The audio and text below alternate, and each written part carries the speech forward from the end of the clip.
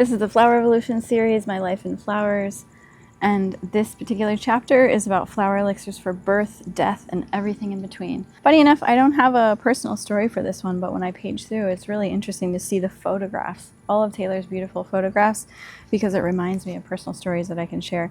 This covers flower magic for women and children. We talk about pregnancy and birthing, postpartum, flower essences for babies.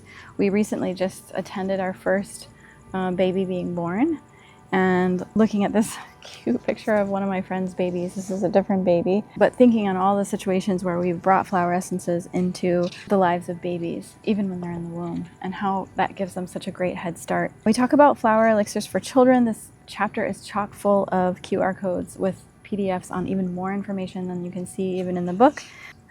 This is a picture of Jonathan, who is a Vietnamese child that I sort of adopted for a year or so, and it brings such good memories. The daughter of another friend of mine, my goddaughter.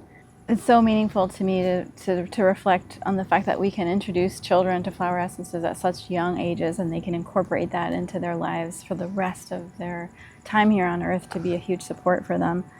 We talk specifically about flower elixirs for adolescents. That's a tricky time period. Look at this beautiful picture of Swati and her daughter.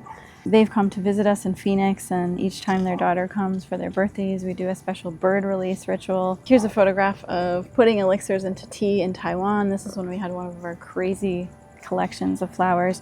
We talk about flower elixirs for women's wellness. Talk about flower elixirs for pets. Here's the sweetest photo of Ichi with one of the kids that comes into the Salon Center.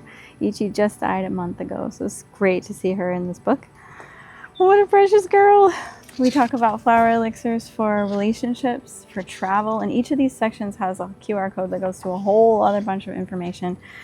Flower elixirs for meditation and yoga, smoking cessation, hospital stays, and for hospice. And we have a beautiful video on using flower essences during transition, during death. At the back of this section, there is a flower elixir ritual for a loved one. You can do this anytime you want to luxuriate someone with an experience, or maybe they're sick, or maybe they're dying, or you just want to create a beautiful experience for someone, and this is a nice way to bring flower essences into their lives.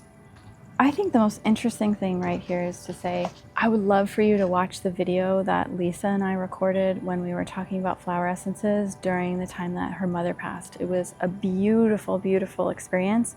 If you want to see that video, I can't recommend it enough. It just really helps you cherish the preciousness of life.